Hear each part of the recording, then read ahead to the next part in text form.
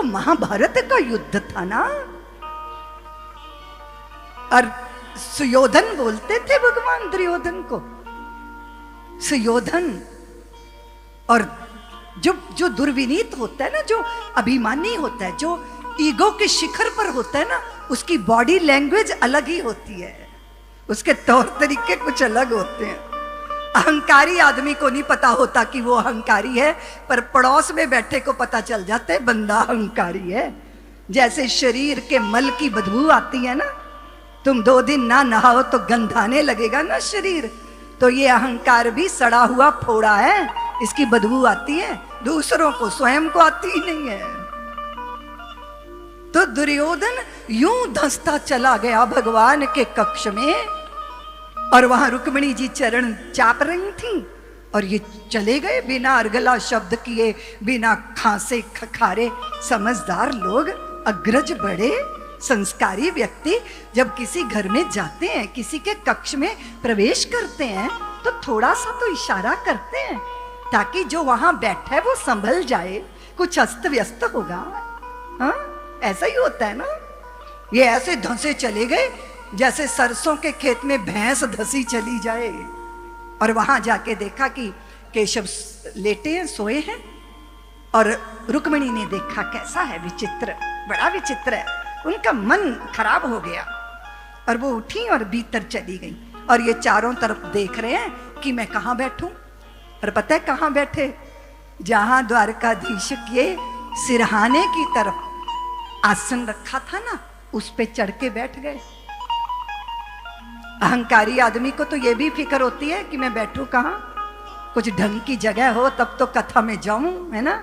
ऐसे ही थोड़ी भीड़ में धक्के खाऊंगा, कोई ऐरा गहरा नत्थु खैरा थोड़ी हूं, बड़े बाप की संतान हूं। उसे पता ही नहीं कि कथा में तो आना ही इसीलिए होता है कि बड़प्पन ऐसे छूट जाए जैसे बाहर जूते छोड़ दिए जाते हैं, अभिमान छूट जाए ऐसे। हाँ, इसी के लिए तो कथा है कि मिट्टी में होके मिट्टी में मिट्टी बनना है, ये इसका स्मरण हो जाए हमें। अभी थोड़ी देर बाद अर्जुन भी आए थे और उन्होंने देखा भगवान विश्राम कर रहे हैं, तो वो चरणों की तरफ बैठ गए थे और नन्हा सा स्पर्श। और देखो ये स्पर्श जो होता है ना, ये बहुत कहानी कहता है। छुअन, एक कामी का छुआ हुआ, एक प्रेमी का छुआ हुआ, एक वत्सलता से छुआ हुआ, और एक हिकारत से, नफरत से छुआ हुआ। छुअन भी बोलती है, बोलती है ना। एक माँ जब अपने बच्चे को मारती है ना, तो वो माँ की मार होती है, उसके निशान कभी नहीं छूटते, कभी नहीं। माँ की चपत है, माँ की मार है, उसमें भी वत्सलता है। अर्जुन ने नन्हा सा स्पर्श किया तो द्वारकाधीश की आंखें खुल गई, नेत्र खुले, कमल नेत्र जाग गए। और वो कमल नेत्र, वो अद्भुत द्वारकाधीश प्रभु के की दृष्टि गई। कहां गई? बोलो बंधु, किन्हें देखेंगे वो सबसे पहले? वहां देखेंगे जो खोपड़ी पे चढ़ा बैठा है। उनकी दृष्टि गई अर्जुन पर, जो चरणों में बैठा है। अर्जुन आप आए, कब आए? अर्जुन तो भी बोल भी नहीं पाए और वो बोल पड़ा, बोले केशव मैं भी आया हूं। और भगवान ने यूं देखा, अच्छा आप भी आए हैं। लेकिन सुयोधन, मैंने पहले अर्जुन को देखा है। इसलिए हम अर्जुन से पूछेंगे, अर्जुन तुम किस लिए आए हो, क्या चाहा है, क्या मांगने आए हो? अर्जुन ने हाथ जोड़ दिए, प्रभु आपकी आज्ञा से हम युद्ध धर्म में प्रवृत्त हुए हैं, इसलिए युद्ध में मैं आपकी सहायता मांगने आया। ध्यान से सुनना देवियों, कहा मैं आपकी सहायता मांगने आया हूं। भगवान ने कहा अर्जुन मनुष्य का गौरव है कि वो चुनाव करे। हर इंसान दोराहे पर खड़ा होता है, आप चुन सकते हो।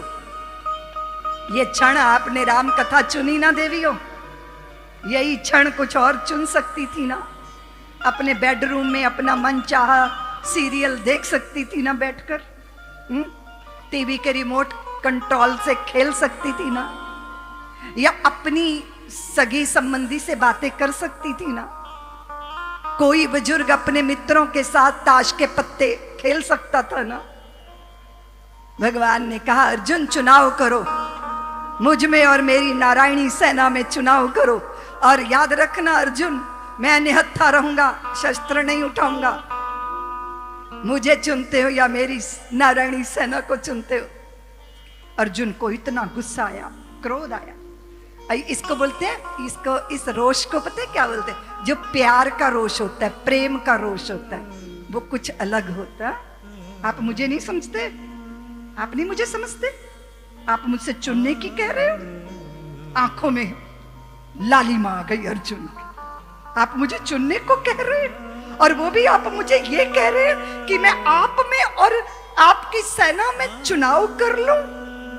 प्रभु, सेना नहीं, अगर एक तरफ त्रिलोकी का राज्य होगा और एक तरफ आप होंगे, तो मुझे आपके चरणों की शरण चाहिए नाथ।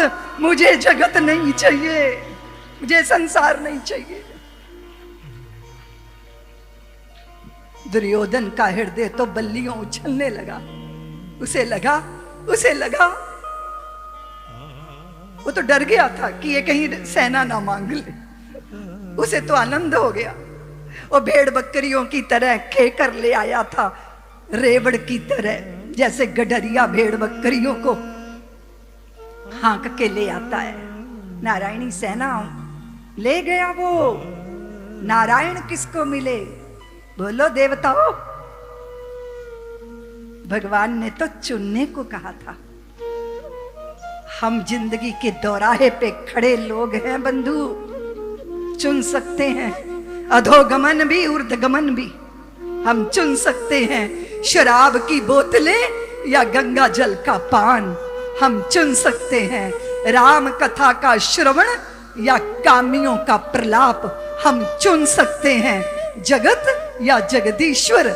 हम निश्चय कर सकते हैं चुनाव करना ही हमारा गौरव है, और श्रेष्ठ को चुन लेना ही हमारा सत संस्कार है। और मैं अक्सर कहा करती हूं कि हम सब और हमारे बच्चे तुलसी के पौधे हैं। तुलसी के पौधे वासनाओं की शराबों से नहीं, संस्कारों के गंगा जल से सींचे जाने चाहिए, ताकि चुनाव करने का जब अवसर हो तो हम श्रेष्ठ को चुने। हम श्रेष्ठ को चुने। धनियों के तो धन है लाखों, मुझ निर्धन के धन बस तुम हो। भगवान का नाम ही धन है। धनियों के तो धन है लाखों, मुझ निर्धन के धन बस तुम हो। कोई पहने मानिक माल, कोई मोतियन मांग भरावे। सोने वाले, पत्थर वाले, पानी वाले, तन के तो 100 श्रृंगार हैं, मन के आभूषण बस तुम हो। धनियों के तो धन है लाखों, मुझ निर्धन के धन बस। पता चल जाए, पता चल जाए। कोई जावे पुरी द्वारका, कोई ध्यावे काशी, कोई तपे त्रिवेणी संगम, कोई मथुरा वासी। उत्तर दक्षिण पूर्व पश्चिम भीतर बाहर, सब जग जाहर। अन्यों के 100 तीर्थ हैं, मेरे वृंदावन बस तुम हो। धनियों के तो धन है लाखों, मुझ निर्धन के धन बस। कोई करे गुमान रूप का, कोई धन पर झूमे, कोई मारे ढींग ज्ञान की, कोई बल पर घूमे। काया माया जोरू जाता, जस अप जस सुख दुख त्रितापा। जीता मरता जग 100 विधि से, मेरे जन्म मरण बस तुम हो। धनियों के तो धन है लाखों, मुझ निर्धन के धन बस। जो विज्ञ है, जो सचेत है, जो सजग है, जिससे चुनना आता है, वो समझ जाता है कि भगवान का नाम ही मेरा धन है। और यहाँ तुलसी बाबा ने नाम की इतनी महिमा गाई, इतनी महिमा। सब्सक्राइब करें साध्वी ऋतंभरा जी के YouTube चैनल को, और हमारे वीडियोस को सबसे पहले देखने के लिए बेल आइकन को दबाना ना भूलें।